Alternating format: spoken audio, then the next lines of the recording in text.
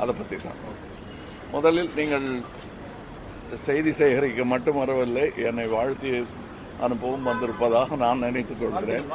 அதற்கு நன்றி. முதலில் உங்கள் வாழ்த்துக்களுடன், மக்களின் வாழ்த்துக்களுடன் அங்கே உறுதிமொழி எடுக்கவும் என் பெயரை பதிவு செய்யவும் சொல்கிறேன். இது எனக்கு கொடுக்கப்பட்டிருக்கும், இந்தியனாக எனக்கு கொடுக்கப்பட்டிருக்கும் மரியாதையும் கடமையும் நான் செய்ய போகிறேன் என்பதை பெருமையோடு தான் சொல்லிக் கொள்கிறேன். வணக்கம். கன்னி பேச்சு எதை மையப்படுத்தி? அதை இப்போ சொல்லக்கூடாது, அங்கதான் பேசணும்.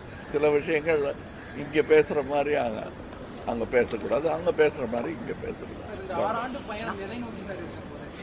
அங்க தெரியும், என் பயணத்தை பார்த்து கவனிச்சிங்கன்னா நல்லா புலப்படும். வணக்கம்.